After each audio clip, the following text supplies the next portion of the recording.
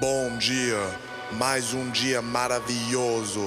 Donc, je vais vous laisser vous présenter, une petite présentation brève de vous, enfin, qui vous êtes et voilà quoi. Qui je suis, ça c'est une grande vaste question. Mais c'est difficile de répondre brièvement, ça je C'est suis c'est je suis juste d'accord impossible, que je pense que c'est peut-être même inquiétant de pouvoir y répondre parce que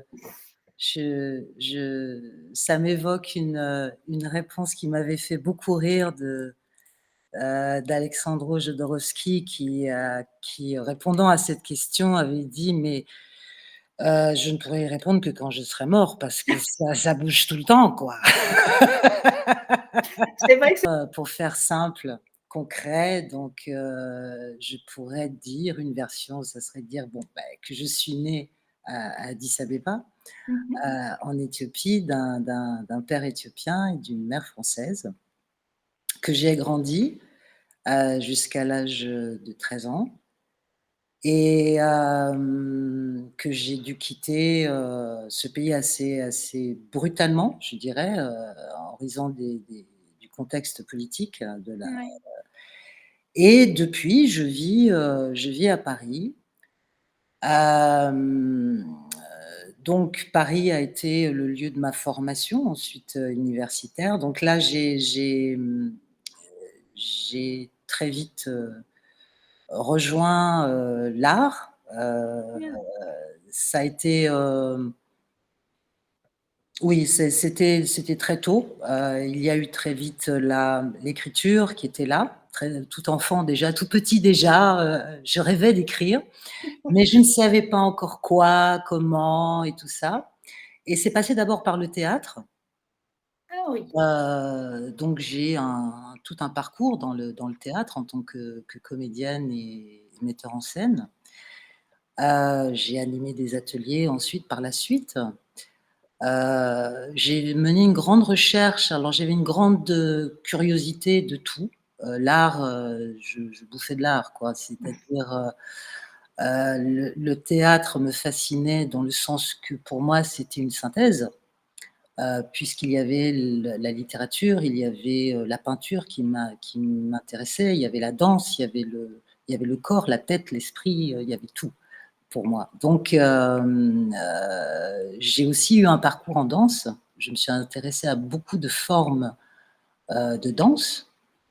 Ce qui m'intéressait, c'était de comprendre l'esprit des différents univers. Donc c'est passé par, le Bharatanatyam, les danses africaines, la danse contemporaine, la capoeira, les arts martiaux. Oui, c'est Enfin bon, il y a vraiment une quête sur le mouvement. panel, ouais, C'est quoi le mouvement? C'est quoi ouais. être un corps dans un espace?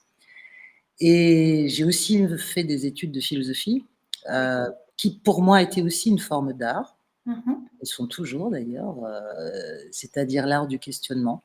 Il me semble que si on se pose les bonnes questions, ça Oui, ça ouvre des espaces tout et à fait. ça permet, pas mal d'éviter pas mal de fausses réponses, en fait. Et Aussi surtout. voilà et en même temps, l'écriture était là, mais je dirais, cachée, Mmh mh. en souterrain, voilà. Et ça s'est déclaré vraiment sur le tard parce que, il y a eu c'est sur le tard au sens où j'ai décidé tout d'un coup de faire livre. Ça, c'est différent parce qu'il y a pour moi le fait d'écrire qui était Mmh mh. vital. Pour moi, ça a été à travers un journal qui était en même temps de réflexion, des notes, des écrits poétiques, et puis un jour, j'ai eu envie de faire un livre, vraiment d'en faire D'accord. quelque chose. Et le livre dont vous parlez, que vous avez lu, donc L'instant d'un regard, est né du désir que j'avais à l'époque de faire un documentaire sur mon père. Ah Parce qu'il oui. y avait aussi cette option-là, Mmh c'est-à-dire que mh. j'ai fait aussi des documentaires, j'étais intéressée par le cinéma et je rêvais de faire un documentaire sur mon père à cause de son histoire, j'avais envie de témoigner, Et il y a eu des problèmes. Ça ne s'est pas j'ai filmé, mais j'arrivais pas à trouver des producteurs qui vraiment soutiennent le projet et jusqu'au jour où je suis tombée sur un producteur qui m'a dit: «Mais, hem, ce qui nous intéresse, dans votre projet, c'est pas tant ce que votre père, dit, puisqu'il avait vu Mmh. des séquences, mais le regard que vous Que portez vous sur ouais. cette histoire». Et c'est vraiment ça qui est intéressant et pourquoi vous n'écririez pas? Mmh, oui. Et ce qui n'empêche que, oui, vous êtes capable de faire un film, c'est évident, mais c'est vous qui nous manquez, en fait, Ouais. dans ce Il pro manquait une petite profondeur par rapport au documentaire que vous aviez en prévu. fait, je me mettais derrière. Ouais. Je n'osais pas prendre ma parole, d'assumer Mmh. peut-être mon regard. Et donc c'est comme ça qu'est né le livre, où je me suis, voilà, j'ai dit: «Allez, j'y vais» et depuis ça ne m'a pas quittée. Donc Lâché, ouais. là maintenant, j'ai même quitté le théâtre pour vraiment me consacrer à l'écriture. Ouais, ça a révélé en fait, bah oui, votre, enfin l'écrivain qui était en vous en fait. L'instant d'un regard a été la porte, enfin qui a ouvert, Alors le voilà, passage la à l'écrivain. Ouais. voilà, voilà, c'est ça. Oui, oui, tout à fait, tout à fait. C'est maintenant qu'est-ce que j'en fais? Comment je l'offre et je le partage, Ouais, avec les autres, quoi. ouais, tout à fait. Voilà. Eh bien, bah, c'est déjà, pour une présentation, c'est déjà pas mal. Oui, j'ai débordé un petit peu, j'ai Non, débordé. si, moi de toute façon, c'est vous qui, voilà. Le but, c'est de vous présenter et c'est de partager avec vous donc il y a pas vraiment de fil conducteur, c'est on y va. Très bien, très bien. Et donc, vous disiez que donc oui, l'Éthiopie, ça a été votre terre natale. Vous avez enfin, vous êtes venue entre guillemets «adolescente» en Éthiopie et vous avez dû quitter ce pays-là, de façon, non volontaire, non désirée. Est-ce que depuis lors, vous y êtes retournée ou bien Oui, ça reste oui? oui, oui, j'y suis retournée. J'ai mis du temps à y retourner. Heu, J'y suis retournée, j'en parle d'ailleurs dans l'instant d'un regard. Le déclencheur a été la mort de ma grand-mère, paternelle. Mmh mh. Et là, il était évident qu'il fallait que j'y retourne et c'était possible à ce moment-là aussi parce que, son décès a coïncidé avec la fin de la dictature militaire Ouais. et donc voilà, c'était là et il y avait eu une coupure de 13 ans, et c'était assez, bouleversant parce que, je me demandais comment j'allais retrouver ce pays, et en fait, c'était très naturel, tout revenait quoi. C'était là et c'est un petit peu le j'ai un rapport, un peu difficile et toujours dans une espèce de tension de j'ai envie d'y aller et en même temps, c'est toujours, difficile d'y Ouais, retourner. parce que Mais ça quand j'y peut être retourne, il y a une évidence. Il y a ouais. une évidence. Alors c'est la terre natale, quoi. C'est vraiment, oui, ça prend tout son sens Mmh mh. quand j'y vais. C'est-à-dire, je me sens en même temps chez moi et en même temps, je sens que je ne peux pas y rester. Quelque Voilà. part, je peux comprendre ça un peu. Enfin bon, moi, j'ai quitté la Côte d'Ivoire un peu plus tard et j'y suis retournée aussi après 14 ans. Mais on grandit en fait et je pense que c'est le fait parce qu'on devient entre guillemets «mature» dans un autre pays, on adapte d'autres codes et ça doit pas être évident de ouais. Enfin, Et il y en a puis, qui le font, hein, mais il y en a qui le font, oui, tout à fait. Beh, tout dépend de ce qu'on a à y faire, en fait. C'est ça mmh la mh. question. Après, Ouais, c'est qu'est-ce que j'ai à y faire? ouais. Donc, c'est un lieu qui m'inspire. j'ai des projets comme ça dans la tête de films d'ailleurs. Mmh.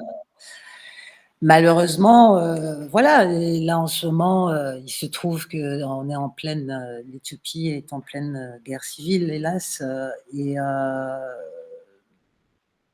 Oui, et ça ne facilite pas forcément les ça choses. ne ça ne facilite pas, non, ça ne facilite pas. Là, j'espère de tout cœur que cette guerre prendra bientôt fin.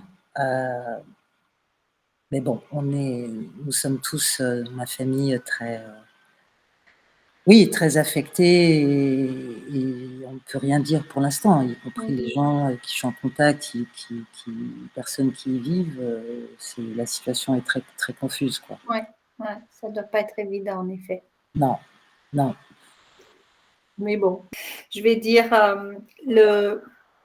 le mal de pas mal de pays en Afrique, cette guerre qui stoppe tout, qui détruit tout et oui, qui rend les choses très floues, derrière, ouais. Oui, puis c'est d'autant plus triste quand c'est, le frère contre le frère, la Ouais, sœur contre la sœur ouais, ouais, tout à et fait.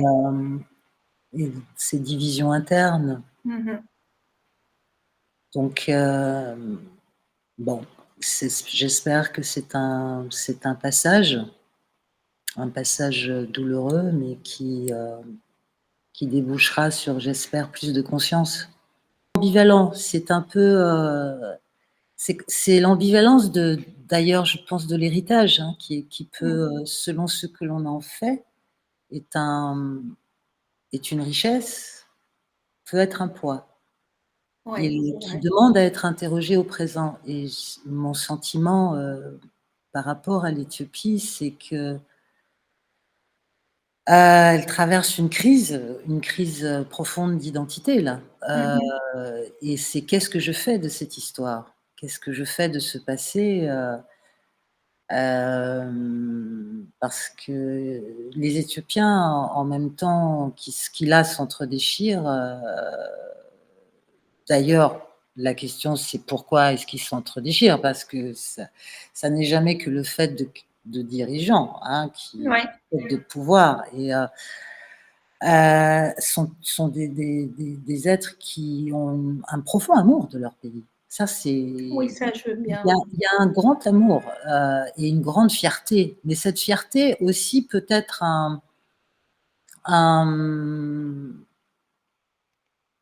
un frein, un risque si l'on s'y enferme. C'est-à-dire si on s'enferme dans la posture, l'Éthiopie, l'histoire, millénaire, le pays qui n'a jamais été Mmh colonisé, mh. notre indépendance, nos rois, notre culture, et oui, simplement, qu'est-ce que tu fais de ça maintenant, au Ouais, présent?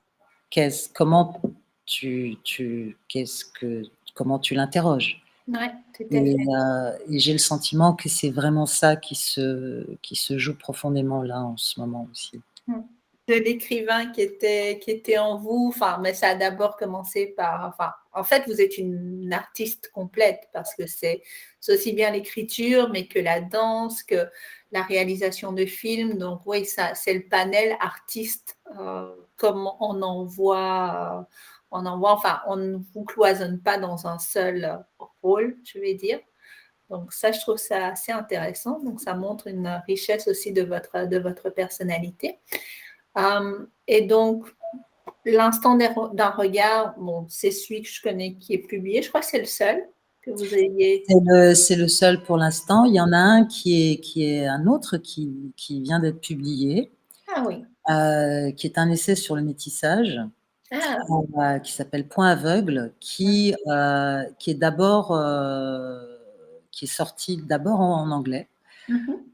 Non pas que je l'ai écrit en anglais, mais c'est l'histoire, assez rocambolesque de ce livre qui donc a trouvé, une maison d'accueil, d'abord, pour faire un parcours en anglais et qui va bientôt sortir en France, mais je ne sais pas quand. En tout cas, il fait partie d'une collection que vient de créer Léonora Miano. D'accord, Qui oui. m'avait voilà, fait l'honneur de me demander un texte. Et Ah voilà. oui, c'est Donc, chouette ça. Léo, ça. Donc, ouais, je me réjouis de voir ça paraître bientôt alors. espérons, je touche du bois. Je touche du bois. Et il y a d'autres livres aussi en attente. D'accord. En attente. Après, c'est le chemin hein, Oui, oui. de trouver le bon éditeur et le bon moment. Ouais, c'est vrai que c'est pas toujours simple d'être écrivain parce que certes, il y a l'œuvre qui est là, qui n'attend qu'à être partagée, mais il faut trouver le canal de partage qui n'est pas toujours aisé. Ça, Voilà, c'est plein de paramètres en fait. ouais. C'est le moment juste. Mais j'ai confiance. En tout cas, je m'occupe de ce qui est de ma responsabilité, à Oui. savoir écrire. Voilà. Ouais, oui, oui. C'est déjà un sacré boulot. C'est déjà pas mal. Je m'en tiens là. Et alors, à côté de l'écriture, est-ce que vous êtes aussi une grosse lectrice ou Oui. ouais. Ah oui, oui, j'adore lire. C'est fondamental d'ailleurs. Je ne vois pas comment. D'abord, le fait de lire est inspirant, lire est nourrit, ça nourrit, ça aussi ouvre des pistes dans des questions, par exemple, formelles qu'on peut se poser en tant qu'écrivain, de dire tiens, je cherche une forme, et puis voilà, il y a des rencontres avec un livre, de dire ah, mais oui, ça c'est pas mal, et ça ouvre, ça ouvre une porte. Oui, oui, c'est fondamental. C'est la lecture. J'ai toujours été une grande lectrice. Hein, les livres ont été mes amis.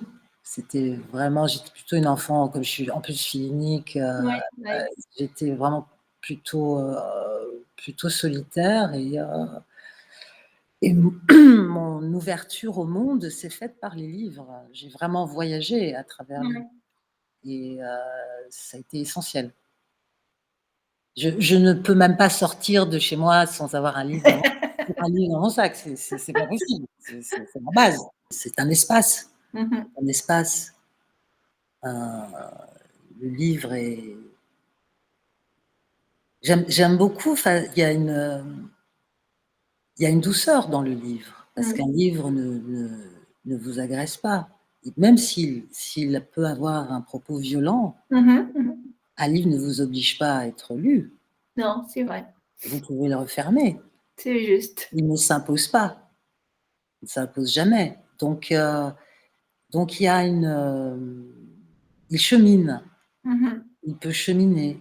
Il laisse une trace qui est, on peut y revenir. Donc c'est très puissant un livre. Pour moi, les livres, d'ailleurs, quand j'avais des doutes, par exemple, sur l'écriture, on dirait ah mais qu'est-ce qu'on a à foutre de ce que tu écris, machin. Enfin, les démons intérieurs, on appelle le chacal qui commence à jacasser. Ce qui m'encourageait à continuer, c'était le fait de ce que les livres m'avaient apporté. Parce que je peux dire que des fois, les livres m'ont sauvée. Oui, Ouais. oui, oui, dans des moments de perte, d'effroi, voilà, la rencontre, une phrase, un texte m'a redonné, m'a remis debout. Donc c'est merveilleux, hein. Ouais. C'est merveilleux la littérature. Et puis c'est un voyage dans les âmes. Oui, tout à fait. C'est un voyage vraiment en profondeur. Et moi j'aime beaucoup. C'est drôle parce que c'est vrai que j'ai voyagé vraiment. J'aime beaucoup. Alors je n'ai pas ça a été très important pour moi de tout de suite ouvrir sur plusieurs littératures, hein, de ne pas me cantonner à un espace. Donc tiens, c'est comment au Japon? Et découvrir un pays par ses auteurs, c'est merveilleux parce qu'en fait, quand on y va, ça devient familier. On est Ouais. rentré par l'intérieur, en fait. Mais je Et pense qu'un auteur est le meilleur ambassadeur de son pays. Pour moi, c'est absolument. ça, en fait, parce qu'il écrit avec son cœur, avec son âme et puis, un auteur aussi se dévoile à travers son livre. Donc comme Mmh, vous parliez d'âme, non, c'est vrai que oui, c'est très puissant, oui, oui, c'est un en même temps, on y trouve une sensibilité qui est singulière, mmh qui mh. appartient à l'auteur. Il ne s'agit pas de faire de la sociologie d'un pays, évidemment, sinon on n'est plus dans la littérature, Non. mais de une sensibilité. Ça nous ouvre à une sensibilité particulière qui, du coup, ouvre en nous aussi Mmh mh. Tout à fait. une porte parce que nous sommes tous, en même temps uniques et en même temps, pareils. On Puis il y a habite une le même connexion monde, aussi qui se on fait. habite un même monde. Donc Ouais. ça fait Mmh voyager dans des parties de soi que l'on n'a pas encore visitées, en fait. mh. Et ça, c'est très intéressant, même quand ça heurte et surtout quand ça heurte, d'ailleurs. Et d'ailleurs, en ce moment, qu'est-ce que vous lisez? Qu'est-ce que je lis en ce moment? Ouais.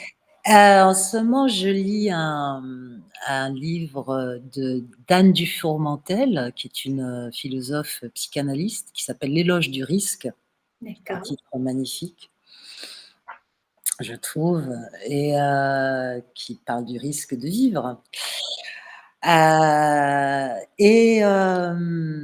Donc qui est plus un essai, et en même temps, donc à côté aussi, je lis un livre, d'une autrice, qui s'appelle Dina Nayeri, heu et qui s'appelle «Faiseur d'histoire». Alors Dina Nayeri est une autrice iranienne, et «Faiseur d'histoire» est à propos de récits de réfugiés. Ah oui. Elle a été réfugiée elle-même, et donc elle va dans ce livre à la rencontre aussi d'autres réfugiés en refaisant son parcours, et pour recueillir leur histoire, leur parcours, et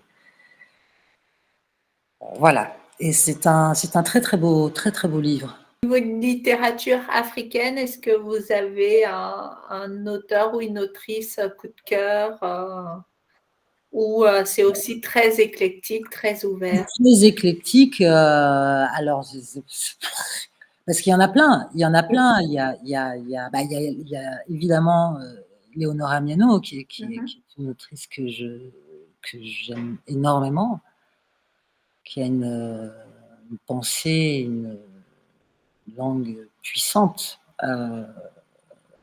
vraiment magnifique. Il y a un auteur que j'aime beaucoup qui est, Ben Okri. Ah, je ne connais pas. Ah, bah, alors Ben Okri, c'est, il avait eu, je crois, le Booker's Prize, pour, La route de la faim, qui était son grand livre, qui est dans la lignée des Amos Tutuola. C'est, on va dire, entre guillemets, une forme de réalisme magique, Mmh mh. heu, qui est un qui est un grand poète aussi, et j'avais vraiment eu passion d'ailleurs pour, La route de la faim, et pour cet auteur. Après il y en a, il y a les contents, il y a Cossy et Fouille par exemple en France, que j'aime beaucoup, qui a une langue magnifique, qui est un poète. Il y a Rahari Manana, évidemment, ça c'est Madagascar. Oui. Alors c'est, Chimamanda, Ngozi Adichie, peut-être plus pour son premier livre surtout, enfin son premier livre, c'est pas son premier livre, mais L'autre côté du soleil, Mmh heu mh. et qui est pour moi vraiment son chef-d'œuvre. Mmh mh. Hem, Après, il y a les classiques aussi, hein. Chinua Achebe a été un maître. Ampateba, Mongo Betty, enfin il y en a, c'est magnifique. Alors mon abord justement sur la littérature dite africaine, enfin, j'ai toujours du mal. Il y a un territoire qui s'appelle la littérature et Ouais. voilà. Mais c'est vrai, bon, dans ces espaces, il y a par exemple un autre auteur qui m'a que j'ai énormément aimé, qui est Ndebele, comment il s'appelle, Nabulo Ndebele, qui avait écrit Fools, qui est un auteur sud-africain. Euh, grande perspicacité, qui écrivait sur les questions bon, à l'époque de l'apartheid, et après aussi sur le regard, la question du regard de l'autre. Ouais.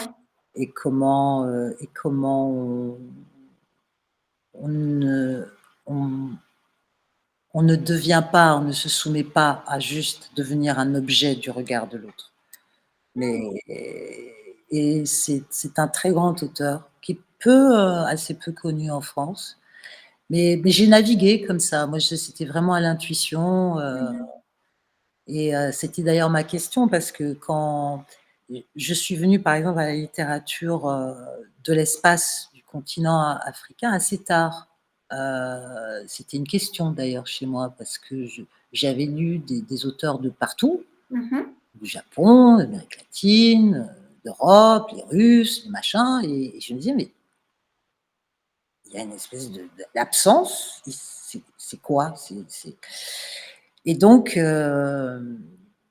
j'avais comme ça très soigneusement, très scolairement, hein, pris une anthologie des auteurs de littérature africaine, et méthodiquement, j'ai épluché un par un, et c'est après j'ai navigué. Oui, c'était parti. Mais ça a été un choc, ça a été un choc. La découverte, par exemple, de la littérature caribéenne a été un choc. Quand Ouais. j'ai lu pour la première fois Jacques Roumain ou Jacques-Stéphane Alexis, j'ai dit, mais merde, qu'est-ce qui se passe? Comment se fait-il que ces auteurs ne soient pas, jamais j'en ai entendu parler à l'école? On parle de Proust, oui, Ouais. Proust c'est très bien, mais il y a Jacques-Stéphane Alexis. Il y a de grands derrière, mais je trouve que enfin, moi j'ai fait mes études en Côte d'Ivoire, donc j'ai quand même étudié des auteurs africains et aussi des auteurs européens, occidentaux et américains. Et en discutant avec des gens qui avaient fait leurs études en Europe, je me suis rendu compte que non. Je me dis, mais Non, pourquoi? il y a zéro, moi qui ai fait le lycée du coup en France, zéro.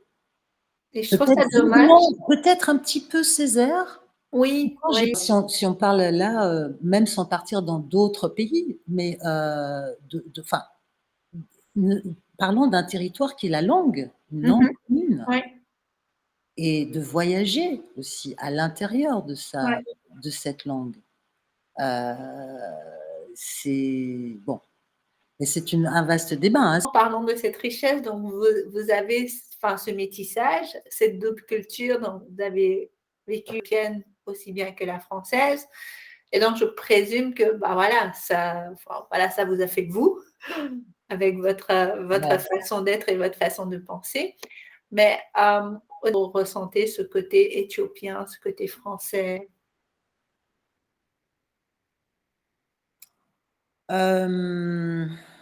Alors, je ne m'identifie pas à des nations. La relation à un pays, pour moi, c'est la relation aux êtres. C'est aux êtres qui l'habitent. C'est la relation à une culture. Et ensuite, je ne. Alors, c'est quelque chose dont je parle justement dans le livre là, qui est sorti. Cet essai, c'est vrai que pendant longtemps, j'ai toujours dit, bah, je suis de mère française et de père éthiopien, mais moi, voilà, moi, je suis ailleurs, quoi. Je garde un peu ça. Aujourd'hui, je dirais oui, j'ai ces deux cultures, elles sont là en moi, et après ça fait moi. Mais je m'identifie à la terre, hein, je m'identifie Ouais. au monde. Je peux avoir plus de points communs et de sensibilités communes sur certains plans avec des Amérindiens. Donc, Ouais. je ne me prive de rien. Ouais. Voilà, c'est le nationalisme, on sait ce Ah, que ça donne. il n'est pas très positif, le nationalisme, ça, Voilà, on est voilà, d'accord. on voit ce que ça donne. Donc, non, les 2 cultures ne sont pas conflictuelles. De toute façon, une culture, c'est ce que l'on en fait aussi. Oui, Donc, j'ai souvent plutôt vu d'ailleurs, je l'ai observé à travers mes parents, heu, combien une culture peut devenir un alibi pour ne pas se rencontrer. C'est-à-dire: «Ah oui, mais tu peux pas me comprendre parce que c'est ta culture». J'ai envie de dire bullshit quoi, hein, non, non, qu'est-ce que j'en fais? Et il y a toujours, il y a de toute façon un socle commun qu'il s'agit de pas perdre de vue, c'est l'humanité quoi, c'est d'être oui. humain. Mais c'est vrai Après que c'est des variations comme en musique, hein, en danse. mmh C'est des variations donc on oui, peut, on et elle ne devient je pense que les cultures ne deviennent, problématiques ou que quand on les fige, quand on les prend en tant que voilà, diktat, oui, c'est peut-être ce qui se passe malheureusement dans certains conflits actuels. Le fait, de se renfermer sur sa culture en se disant: «Bah, voilà, c'est ma culture, elle est comme ça». et ben, en général quand on dit: «Ma culture est comme ça», c'est qu'on la connaît pas. Ouais, je dirais ça. Mmh Ça témoigne plutôt d'une ignorance, et donc c'est comme, de la même façon qu'on peut s'accrocher à une possession, au fait d'avoir, parce que justement, pour compenser le fait que l'on n'est pas, que Ouais, l'on n'a pas de véritable identité, que on n'est pas ancré dans qui l'on est. Donc à ce moment-là, on a vraiment besoin de beaucoup d'objets, de possessions, et la culture devient un objet, un prétexte, mais c'est une, voilà quoi. non, c'est vrai que c'est tout à fait ça. Donc et puis c'est comme la toute tradition. Les traditions, sont appelées à bouger. Elles sont juste à un moment donné, Mmh et puis n'ont plus lieu d'être à un autre. Et voilà, donc la question c'est ce qu'on est du côté du vivant, c'est-à-dire du mouvant, Oui. bien, de la fixité, et donc bah, là c'est la mort. Oui, c'est vrai qu'on veut tout figer en disant enfin les traditions, on reste très, accroché aux traditions, mais il y a une évolution qui se fait comme nous on évolue, voilà. Mmh. Absolument, absolument. C'est OK, donc vous n'êtes pas renfermés. absolument, absolument. C'est OK, donc vous n'êtes pas renfermés dans aucune culture, vous êtes humaine comme vous dites, avant tout, Oui, j'essaye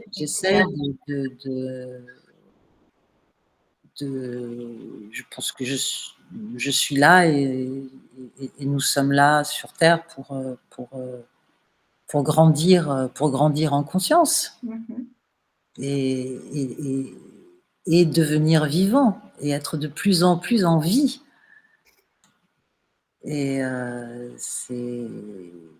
aller vers l'inconnu.